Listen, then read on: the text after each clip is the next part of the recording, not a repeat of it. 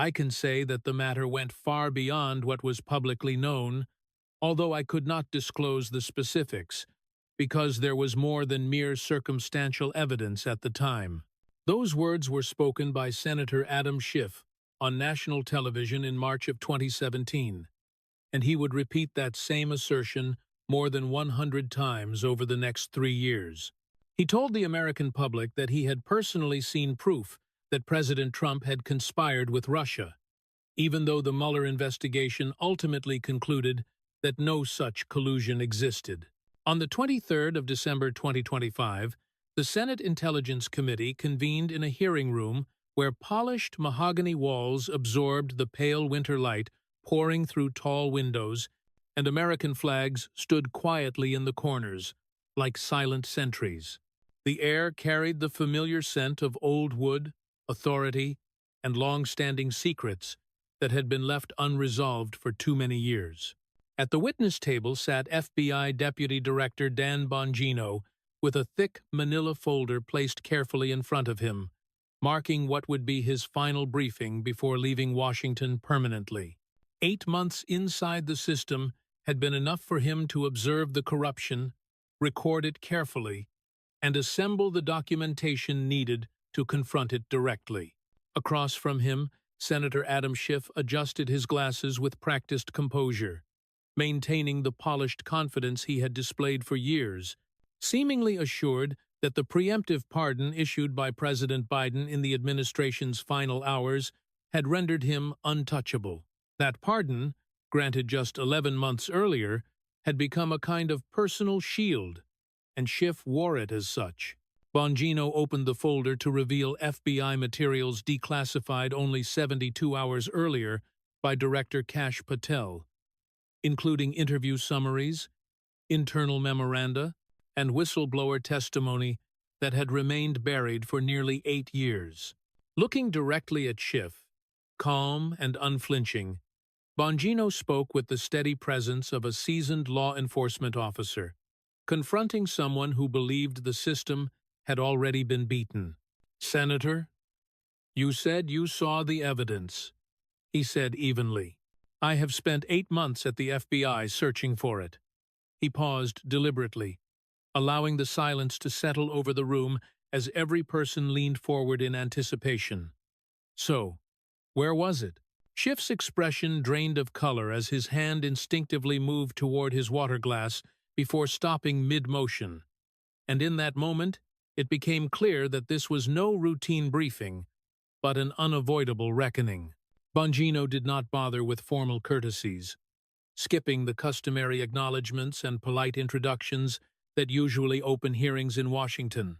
He made it clear that the familiar script could be discarded, because this briefing was focused on accountability within the FBI. His voice carried the calm authority of 2 decades in law enforcement, shaped by service with the NYPD and the Secret Service's Presidential Protection Division, and his purpose was precise: addressing the misuse of federal power for political ends. He slid a document across the polished table, where it came to rest in front of Committee Chairman Mark Warner with a soft sound that seemed to echo in the sudden quiet of the room. It was an FBI Form 302 interview summary from December 2017, and Bongino read from it slowly, allowing each word to register. According to the report, a House Intelligence Committee staff member stated that Ranking Member Schiff had directed the leaking of classified information intended to damage President Trump. The atmosphere froze instantly, and even the court reporter's hands hovered motionless above the keyboard.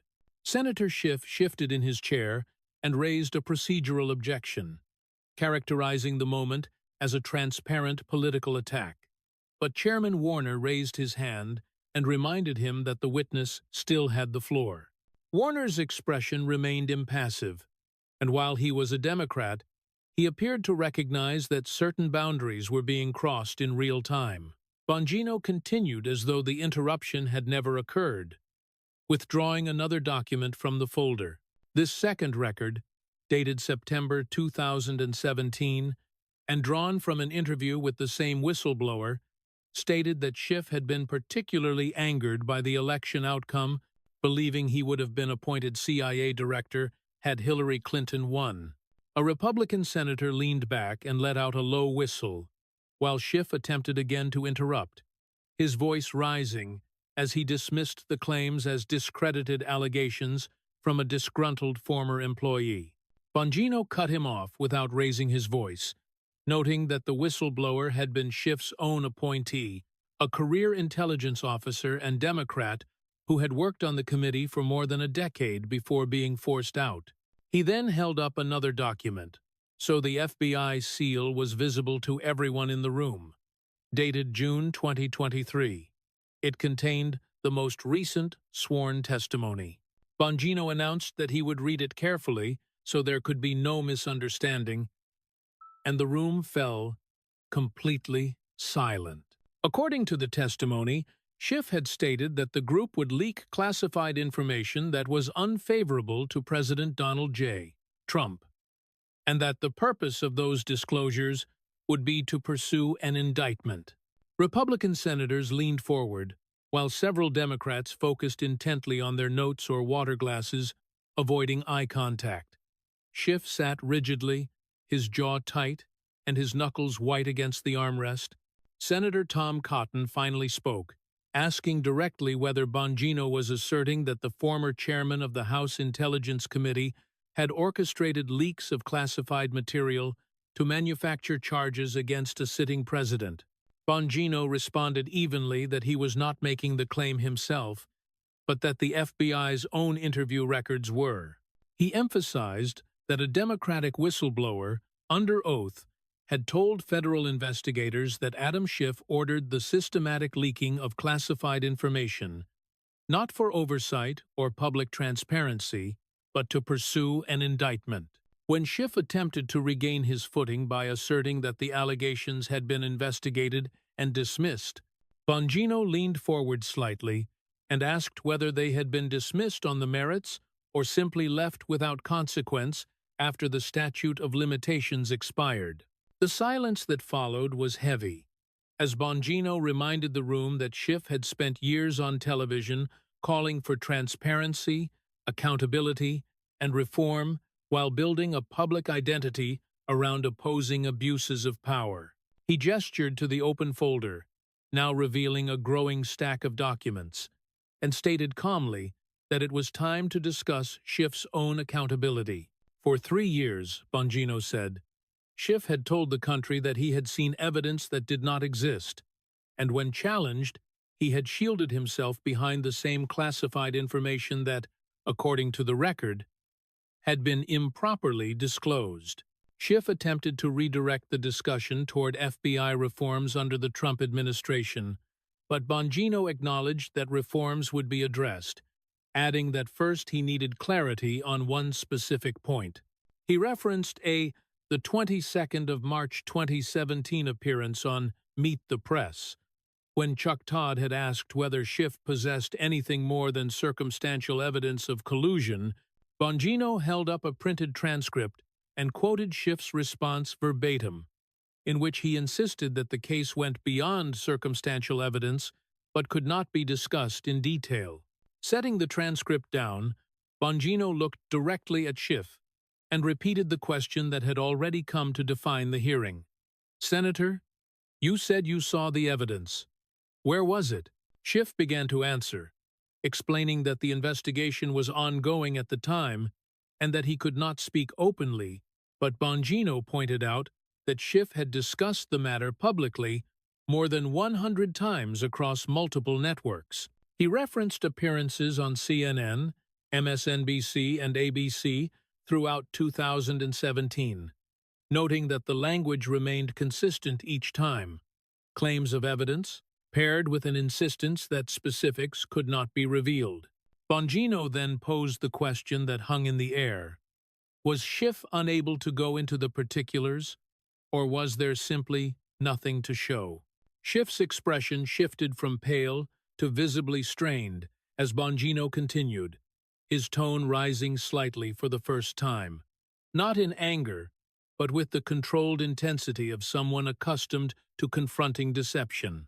He reminded the room that the Mueller investigation itself had found no evidence of coordination or conspiracy, a conclusion publicly affirmed by Special Counsel Robert Mueller, echoed by the Attorney General, and reinforced by findings from the Senate Intelligence Committee.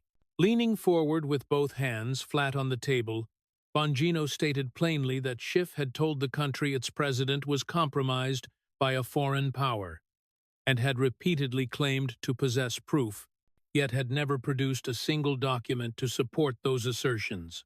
The room waited as Bongino invited Schiff to identify even one piece of evidence that investigators had missed, one overlooked document that could substantiate the claims of collusion. Schiff offered no response.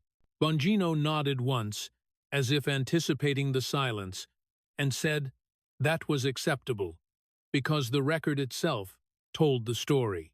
He opened the folder fully, spreading FBI interview summaries, congressional transcripts, declassified memoranda, and media excerpts across the table, explaining that the briefing would proceed by comparing what the American public had been told with what government investigators actually knew at the time. Holding up a document dated the 22nd of March 2017, Bongino identified it as Schiff's first public claim of having seen more than circumstantial evidence.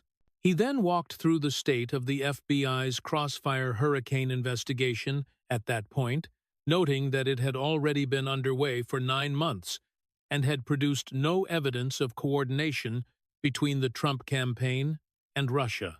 Declassified internal communications, he said, showed agents questioning whether there was anything substantive to pursue, while intelligence agencies had reported no findings to support the narrative being presented publicly. When Schiff attempted to object, describing the explanation as an oversimplification, Bongino cut him off calmly and stated that he had reviewed every relevant document, including FISA applications, internal reports, and witness interviews. He then lifted the Mueller report itself, quoting directly from its conclusion that the investigation did not establish conspiracy or coordination. Setting the report down firmly, Bongino emphasized that despite these findings, Schiff had continued for years to claim that he had personally seen compelling evidence to the contrary. Schiff shifted tactics, arguing that the investigation had revealed significant contacts, but Bongino responded that contacts alone were not crimes, noting from his own professional experience that interactions with foreign nationals did not constitute wrongdoing. He stressed that Schiff had gone much further, using words like collusion, conspiracy, and treason, and had asserted that the evidence supported criminal charges against a sitting president. Again, Bongino asked where that evidence was. Republican senators began to nod, some taking notes, while one senator appeared quietly satisfied, as though he had been waiting years for the question to be asked so directly. Bongino was not finished. He turned next to Schiff's media appearances, explaining that these claims had not been isolated remarks, but part of a sustained public narrative. Reading from a compiled list, he cited dates and quotes from 2017, each repeating the same theme: evidence beyond circumstantial, proof that could not yet be disclosed, claims that a grand jury would want to see. The cumulative effect was stark. Bongino pointed out that this was not a single misstatement or rhetorical excess, but a pattern repeated consistently over 3 years. He asked whether the committee should continue reviewing statements from subsequent years, noting that the claims did not stop until the Mueller report made their inaccuracy undeniable. Schiff clasped his hands together, visibly unsettled, as Bongino rejected attempts to reframe the claims as mere references to improper contacts. Raising his voice slightly, Bongino reminded the room that Schiff had explicitly used the language of criminal conspiracy and betrayal, and that the footage of those statements remained publicly available. He briefly lifted his phone, noting that the clips could be played if necessary, before setting it aside. He then asked Schiff whether he understood the broader consequences of his statements, how many Americans had come to believe that their president was acting on behalf of a foreign adversary because they trusted the assurances of a senior intelligence official. The room fell quiet. Bongino spoke more softly now, describing how the narrative had divided families, ended friendships, and deepened mistrust across the country. He said that even within his own family, relationships had been damaged because people believed Schiff's claims and assumed they must be true. His voice remained controlled, but the weight of the accusation was unmistakable, as he concluded that Schiff had, in fact, misled the public repeatedly, claiming knowledge of evidence that did not exist. He then asked the question directly, without preamble or deflection. Why had Schiff done it? Schiff attempted to respond by invoking the principles of congressional oversight, but Bongino interrupted him firmly, stating that he was not interested in a civics lecture. What he wanted, he said, was a clear explanation for why Schiff had repeatedly made claims he could not substantiate. Bongino returned to the September 2017 FBI interview summary and read aloud a passage indicating that Schiff had been deeply frustrated by the election outcome and believed he would have been appointed director of the CIA had Hillary Clinton won. He looked up and suggested that Schiff had expected to be in a position of greater authority, only to find himself instead watching Donald Trump assume the presidency. Schiff dismissed the assertion as absurd, but Bongino countered by reading another portion of the whistleblower's statement, which described Schiff's belief that Russia had effectively hijacked the election and that the country was facing a constitutional crisis. Bongino explained that this belief appeared to have shaped Schiff's actions, leading him to conclude that extraordinary measures were justified. According to the testimony, classified information began appearing in the media, and members of the Democratic leadership viewed those disclosures as a means of weakening the administration and correcting what they perceived as a crisis. As Bongino finished reading, the room erupted briefly, with senators speaking over one another and calls for order ringing out. Chairman Warner struck the gavel, but Bongino remained still, allowing the commotion to subside on its own. When the room finally quieted, he stated calmly that Schiff had not conducted legitimate oversight, but had instead used his position to pursue the removal of a sitting president through unauthorized disclosures. Schiff rose from his chair in protest, declaring that he would not accept such accusations. But Bongino's voice cut through the room with unmistakable command. He reminded Schiff that he had called for accountability for years, and that this moment represented the very accountability he had demanded. Schiff slowly sat back down, his earlier confidence visibly diminished. Bongino then shifted the focus to the mechanics of the alleged leaks. He described a highly sensitive document provided to the House Intelligence Committee in April 2017, marked for restricted access and viewed by only a small group of cleared individuals. Within 24 hours, Bongino said, details from that document appeared in a major national newspaper, nearly word for word. Intelligence officials reacted with anger, warning that continued disclosures could jeopardize the flow of information to Congress altogether. Referring again to the whistleblower's account, Bongino noted that the document had been seen by Schiff, Representative Eric Swalwell, and a limited number of staff members.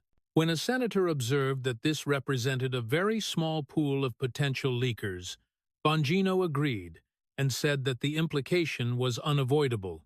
Schiff denied any knowledge of unauthorized disclosures, prompting Bongino to introduce public statements made by a former CIA director who had accused Schiff of leaking classified information with troubling frequency.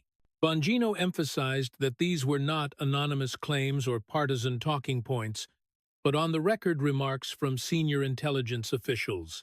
He then posed a question that brought the room to a standstill. If Schiff had done nothing wrong, why had he accepted a preemptive pardon from President Biden on the final day of the administration.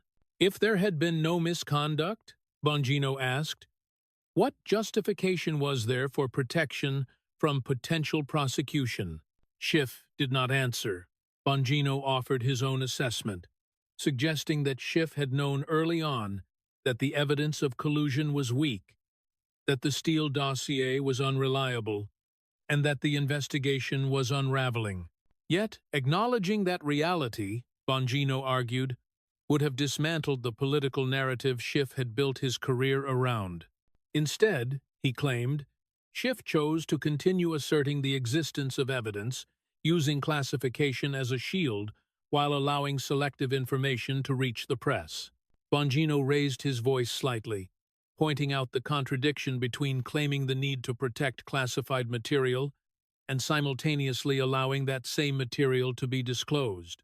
He described text messages and phone records obtained during leak investigations that showed staff members using family members' phones to communicate with reporters, a practice he characterized as an attempt to conceal activity from official records.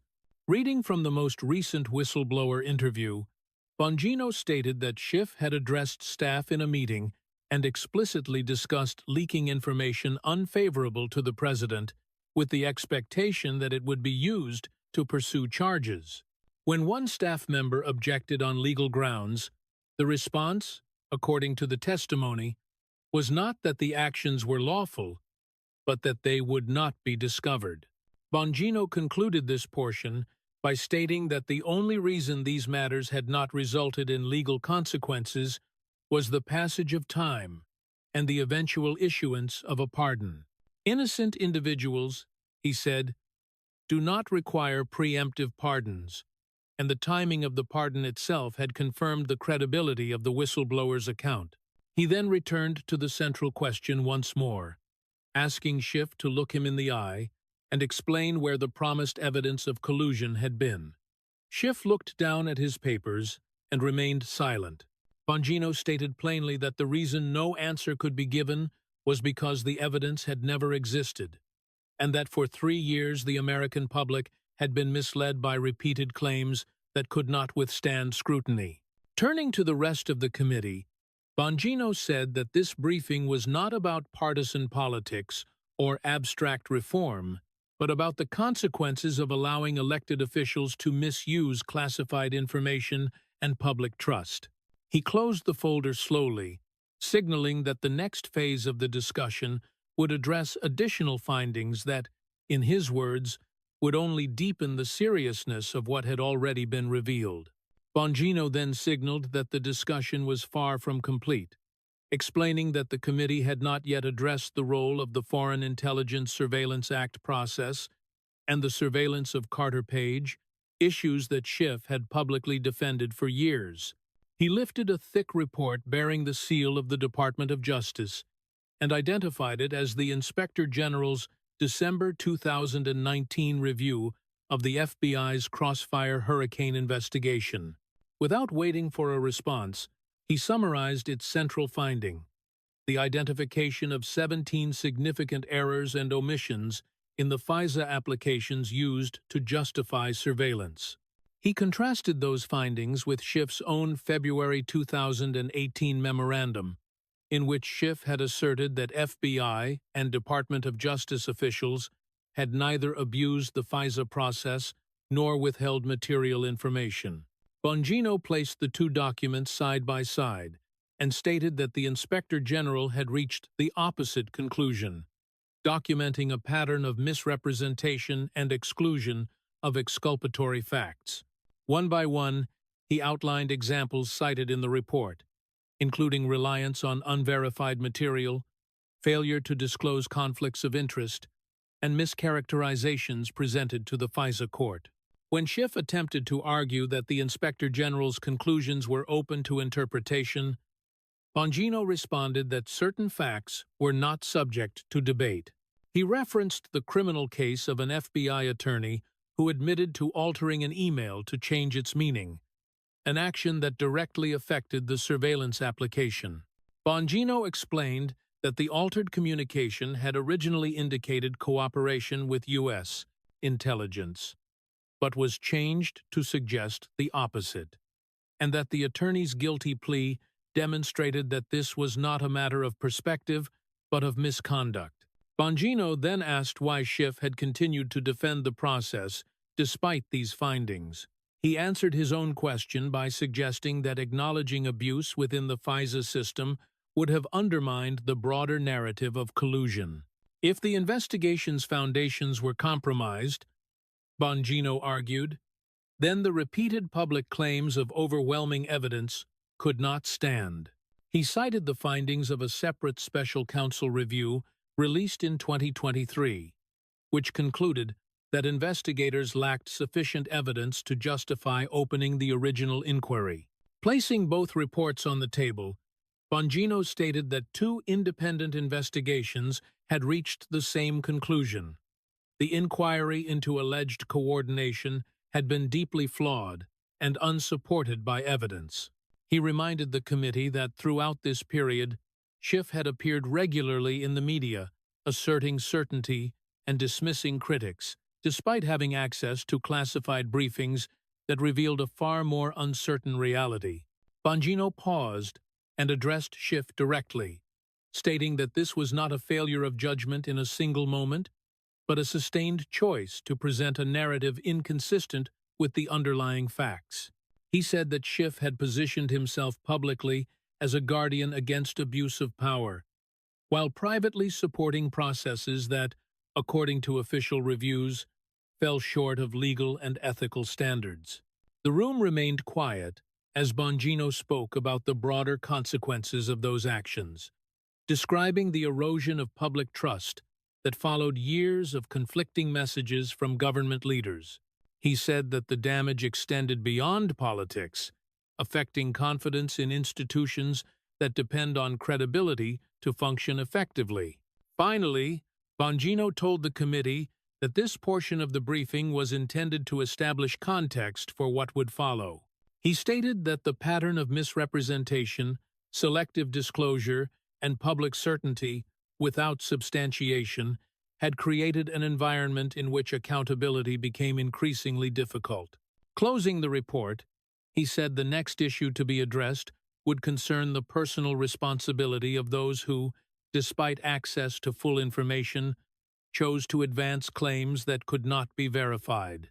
He looked once more at Schiff and reiterated that the central question had never changed. The country had been told that compelling evidence existed, that it had been seen and confirmed, and that it justified years of investigation and public accusation.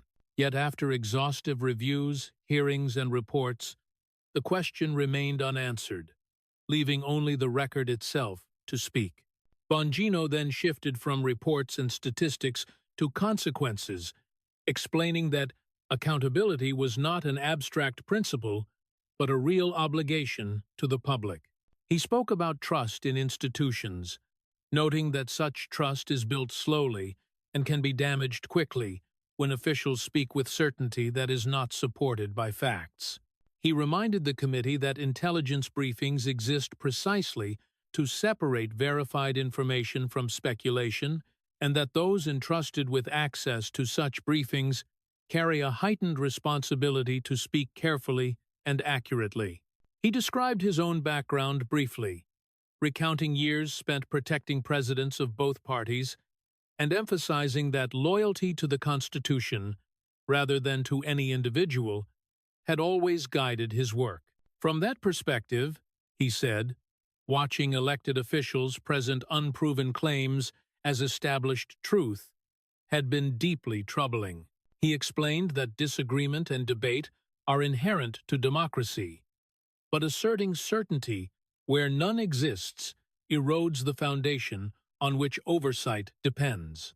Bongino returned again to the repeated public statements that had shaped the national conversation for years.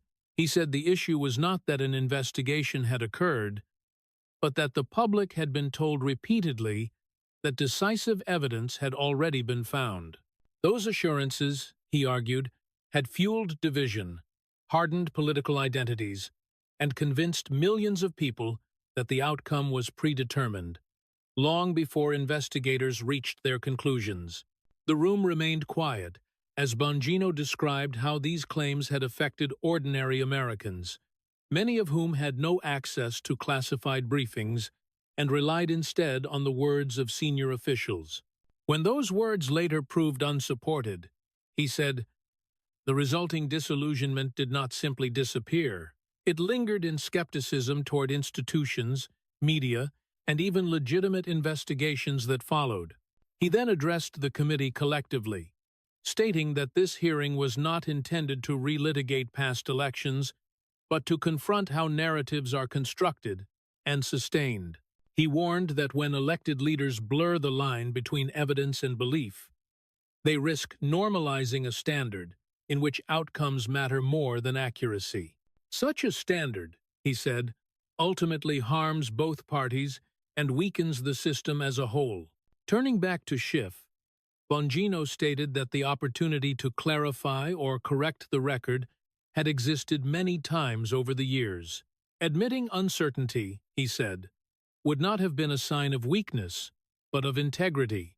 Instead, the continued insistence that definitive proof had been seen left the public with expectations that could never be met. He concluded this portion by stating that accountability does not always arrive in the form of legal action, but can also take the form of public reckoning and historical record.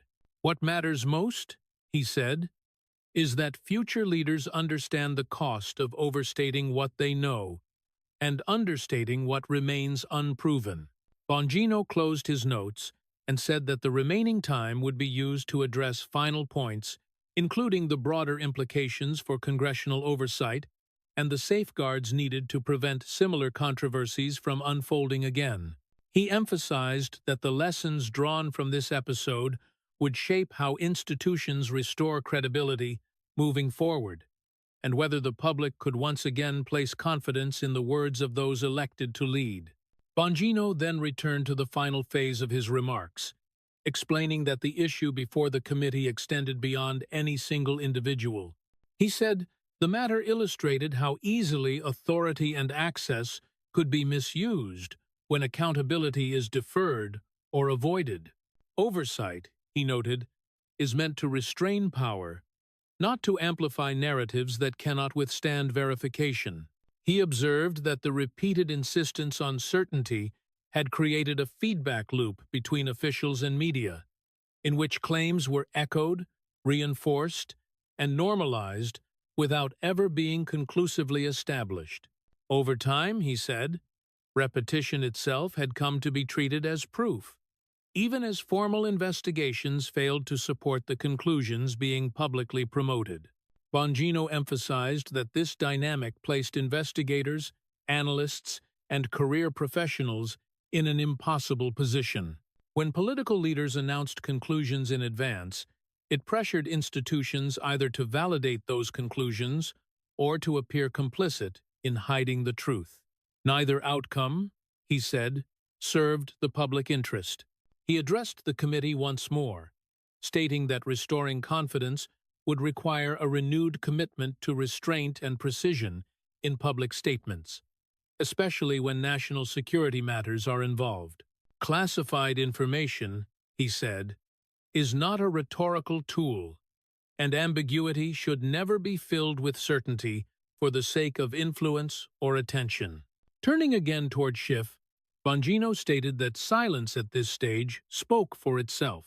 Years of confident declarations had narrowed to an absence of explanation when asked to identify the evidence that supposedly justified them. That contrast, he said, was unavoidable and instructive. He concluded by noting that history has a way of distilling events down to their simplest truths. Lengthy investigations, countless interviews, and volumes of analysis often leave behind a single enduring question. In this case, he said, that question had been asked repeatedly and remained unanswered. Bongino gathered his materials, signaling that he had said what he came to say. He reminded the committee that accountability does not end when a hearing concludes, and that the record created would remain long after the room emptied. What future readers would see, he said, was not a debate over politics, but a record of claims made with certainty and an inability to substantiate them when challenged. As the session drew to a close, the room remained subdued. No one rushed to speak, and no attempt was made to reclaim the narrative. The silence itself underscored the weight of the moment, leaving the central issue unresolved, but unmistakably clear to anyone willing to read the record carefully. After a brief pause, Bongino added that the absence of an answer did not mark the end of the matter, but rather clarified its essence. When assertions are made repeatedly and with confidence, he said, the burden of proof does not diminish with time. It increases. The longer a claim is allowed to stand without verification, the greater its impact on public perception and institutional credibility. He noted that, for years, the public had been asked to trust that evidence existed somewhere beyond view, protected by classification and process. Yet classification, he reminded the room, is meant to safeguard national security, not to insulate public claims from scrutiny. When secrecy becomes a substitute for proof, he said, it undermines the very rationale for transparency and oversight. Bongino explained that his purpose was not to assign motives, but to establish a record. Intent, he said, is often debated endlessly, while facts remain fixed. The record now showed a clear contrast between what was asserted publicly and what investigators documented privately. That contrast, he argued, was sufficient to warrant reflection, regardless of partisan affiliation. He acknowledged that political conflict is inevitable, particularly in moments of national stress, but warned that conflating suspicion with certainty carries lasting consequences. Once the language of accusation is normalized without evidence, it becomes difficult to restore a shared understanding of truth. Institutions, he said, cannot function effectively when trust is replaced by assumption. Addressing the broader implications, Bongino stated that future oversight efforts would be judged not only by their conclusions, but by the discipline exercised in reaching them. Careful language, he said, is not weakness, but restraint, born of responsibility. Leaders who speak cautiously preserve credibility even when investigations evolve in unexpected directions. He then observed that the events under discussion would likely be debated for years, interpreted differently by commentators and historians alike. However, he said, the core facts would remain unchanged. Claims were made with certainty, investigations were completed, and the findings did not support those claims. Everything beyond that, he suggested, was commentary. Bongino closed by reiterating that accountability does not always arrive through punishment, but through acknowledgement. When leaders confront the limits of what they know and correct the record accordingly, institutions regain strength. When they do not, the record speaks in their place. With that, he signaled that his remarks were complete. The committee room remained quiet as members absorbed the implications of what had been said. There were no immediate responses, no final exchanges, and no effort to reframe the moment. The silence lingered, leaving behind a single, unresolved point that now belonged to the historical record rather than the hearing itself. The session did not end with a formal exchange of rebuttals or closing statements, but with a quiet acknowledgement that the record now stood on its own. Members of the committee remained seated, some reviewing notes, others staring forward, as the weight of the testimony settled into the room. No one attempted to summarize or soften what had been presented, and no effort was made to redirect attention to procedural matters. Bongino gathered the remaining documents with deliberate care, emphasizing that their contents would be available for independent review. He stated that transparency, once delayed, only gains value when the underlying materials are made accessible for public examination. Assertions, he said, can be debated indefinitely, but documents speak with a permanence that opinions cannot replace. He remarked that the events described were not unique to a single moment in time, but reflected a broader pattern in which confidence had outpaced confirmation. Such patterns, he warned, tend to repeat themselves when lessons are ignored. The responsibility of oversight, he said, lies not only in questioning others, but in subjecting one's own claims to the same standard of evidence. As the hearing moved toward adjournment, Bongino addressed the committee one final time, stating that his remarks were offered in the interest of preserving institutional integrity rather than advancing a personal narrative. He acknowledged that disagreement would continue, but emphasized that disagreement should be grounded in facts that can be examined, tested, and either sustained or rejected. The chairman signaled the conclusion of the session without further comment. Staff members began collecting materials, and the quiet murmur of movement replaced the earlier intensity. Observers filed out slowly, aware that what had occurred would not be resolved in a single day, but would continue to shape public discussion long after the room was emptied. In the absence of immediate conclusions, the record itself became the central artifact of the hearing. It reflected years of statements, investigations, and findings aligned side by side for comparison. What remained was not a definitive verdict, but a clear account of how certainty had been presented and how evidence had ultimately been evaluated. As the lights dimmed and the room cleared, the unanswered question lingered, no longer framed as an accusation, but as a matter of historical inquiry. It would persist not because it was repeated loudly, but because it had never been resolved through proof. In that silence, the enduring lesson of the hearing took shape, centered on the enduring value of evidence, restraint, and accountability.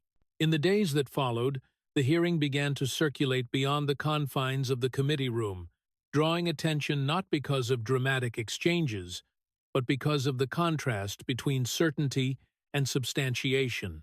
Analysts and commentators examined the record line by line, noting how years of confident public assertions were now juxtaposed against investigative findings that told a different story.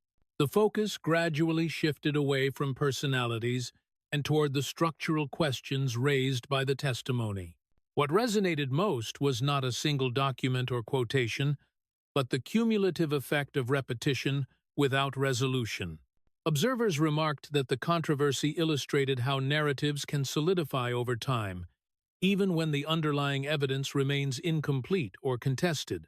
Once established, such narratives can persist independently of later findings, shaping public belief long after official reviews have concluded. Within government circles, the hearing prompted renewed discussion about the responsibilities that accompany access to classified information. Senior officials emphasized privately that classification exists to protect sources and methods, not to serve as a rhetorical barrier against legitimate inquiry. When public statements rely too heavily on what cannot be shown, they risk eroding confidence rather than reinforcing it. The episode also renewed attention on the relationship between oversight bodies and investigative agencies. Effective oversight, many noted, depends on a willingness to acknowledge uncertainty and adjust conclusions as facts emerge. When oversight becomes prescriptive rather than inquisitive, it can distort both the investigative process and public understanding of its results. As debate continued, some argued that the hearing represented a necessary correction, while others viewed it as an overdue reckoning with how claims had been framed in earlier years. Regardless of perspective, there was broad recognition that the record now presented a clearer timeline. Statements were made, investigations were completed, and conclusions did not align with the certainty that had been projected. Over time, attention turned less to immediate political consequences and more to the long-term implications for credibility. Trust, commentators observed, is not restored by volume or repetition, but by consistency between words and evidence. Once that alignment is lost, Rebuilding it requires acknowledgement rather than deflection. In that sense, the hearing came to be understood not as an endpoint, but as a reference point. It marked a moment when claims and documentation were placed side by side in a public forum, allowing readers and viewers to draw their own conclusions. What endured was not a verdict delivered in real time, but a record preserved for future scrutiny. As discussions gradually moved on to other issues, the central lesson remained intact. Assertions made with confidence carry obligations that do not expire with news cycles or political terms. When evidence fails to match the certainty with which claims are presented, the discrepancy becomes part of the historical record, shaping how institutions and leaders are judged long after the moment has passed. Ultimately, the significance of the hearing lay not in the reactions it provoked, but in the clarity it imposed on a long-running narrative. Years of assertions had been distilled into a single, unavoidable comparison between what was claimed publicly and what was established through formal review. That comparison required no dramatic conclusion, only careful reading and honest reflection. For many observers, the record underscored a fundamental principle of public service. Credibility is sustained not by confidence alone, but by alignment between statements and substantiated facts. When that alignment breaks down, no amount of repetition can repair it. The gap between certainty and evidence becomes self-evident, leaving institutions to confront the consequences of their own words. In this case, the unanswered questions proved more enduring than any single accusation. They persisted precisely because they were simple, factual, and grounded in the record. The absence of a response did not create ambiguity. It clarified the limits of what could be claimed. Over time, that clarity replaced speculation, allowing the historical account to settle into place without embellishment. As the public discourse moved forward, the hearing remained a reference point rather than a final judgment. It served as a reminder that oversight carries a dual obligation: to challenge power rigorously and to speak with restraint when conclusions are not supported. Fulfilling only one of those obligations weakens the other. In the end, the record stood complete. Claims had been made, investigations conducted, findings released, and the contrast between them preserved for review. Nothing further was required to resolve the narrative. The facts, once laid side by side, spoke for themselves, and the enduring lesson was neither partisan nor personal, but institutional. Truth does not depend on volume, repetition, or authority. It depends on evidence, and when evidence is absent, silence becomes the most telling conclusion of all.